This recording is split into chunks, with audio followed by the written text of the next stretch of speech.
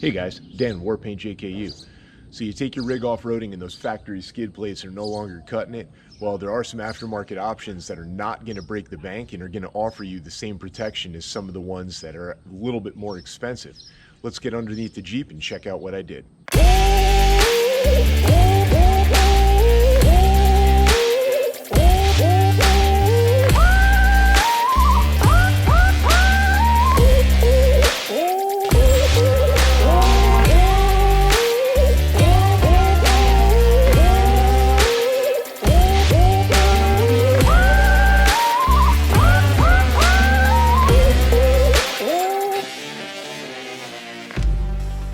Alright guys, so when it comes to skid plates, there's two basic options. You can get them in aluminum or you can get them in steel. Now obviously the aluminum versions are going to be more expensive just because aluminum is more expensive by nature.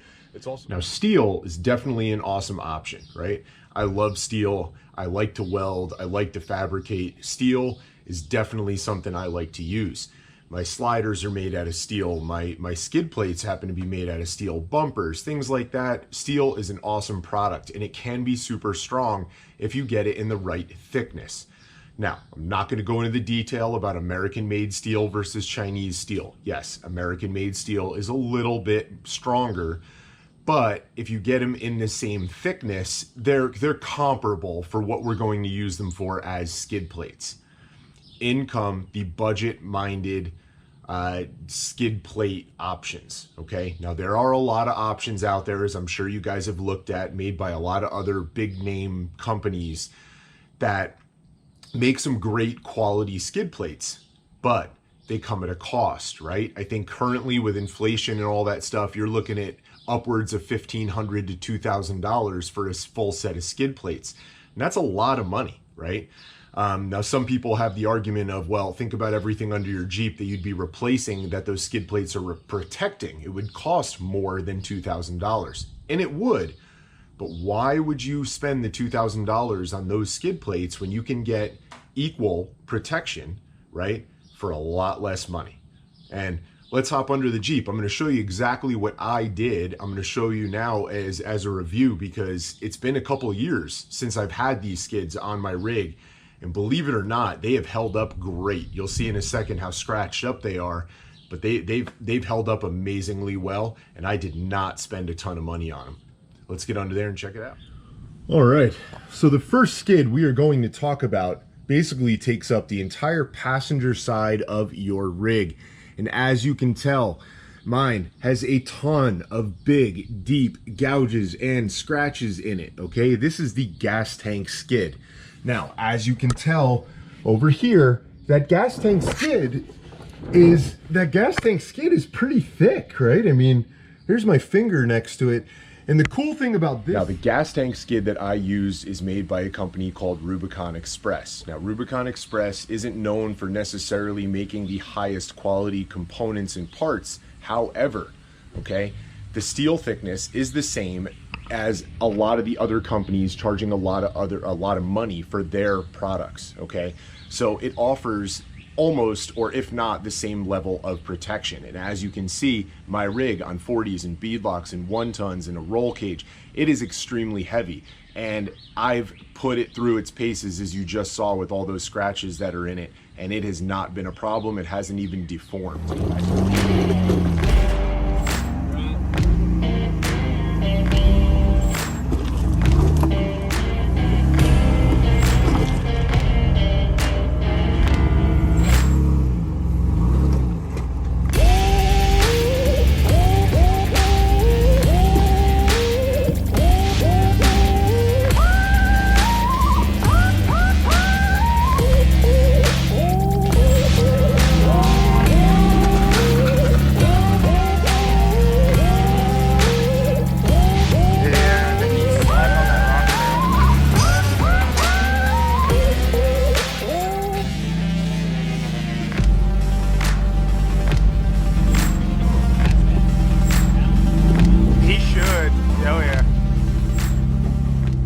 Actually mounts to the factory skid. The factory skid is still going to remain there as it holds your gas tank up, and it allows it to act almost like it's even thicker than it comes from the factory from Rubicon Express, which again, like I said a second ago, is already as thick as some of the aftermarket options. Now, the one place that this skid does not offer protection is on the back side of the skid facing the rear axle.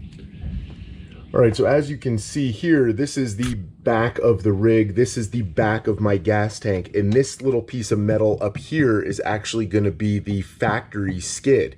If we drop below the rear axle, you'll see that this is where the Rubicon Express gas tank skid ends. It does not curve around and go up the back of the gas tank. However, with the axle back here and the springs back here and the truss and everything else, you'd have to try really hard to get anything through the factory skid and into your gas tank up here in this little space. So it wasn't that big of a deal for me, but some of the aftermarket ones that are priced a little bit higher do actually cover the back of the tank. But like I said a minute ago, because the factory skid is still installed, it still offers a little bit of protection on the back of the tank in a place where you're really not going to contact anything anyway. Now, this aftermarket transfer case skid provides a lot more protection than the factory transfer case skid. It is much, much, much stronger.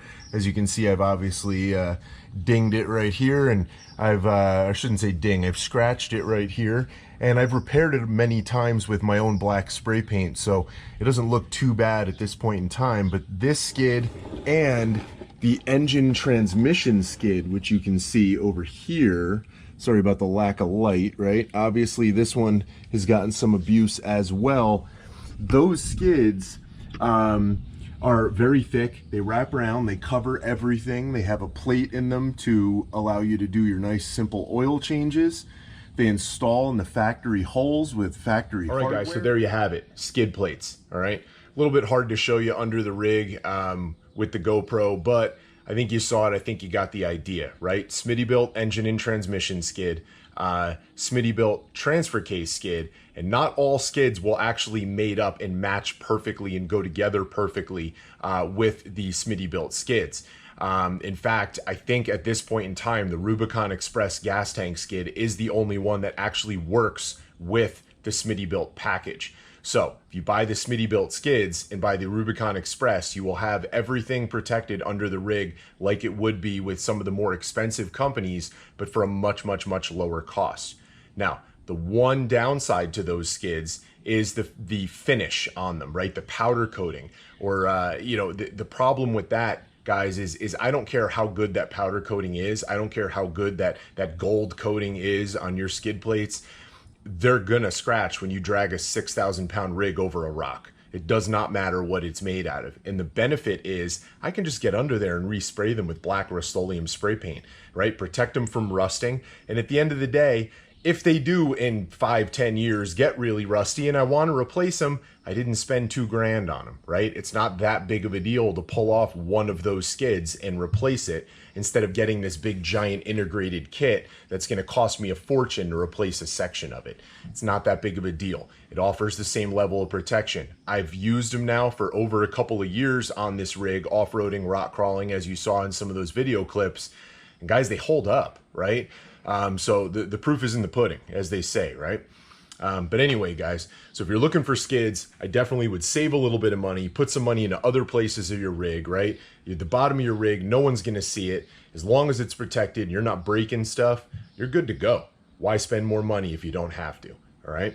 Anyway, guys, I hope you enjoyed the video. Make sure you like and subscribe to the channel. A lot more things coming, and pretty soon we're going to be doing some axle swaps and building a set of 1-tons, doing some custom suspension stuff on another JKU. Really fun stuff coming. So thanks for the support, and make sure to subscribe.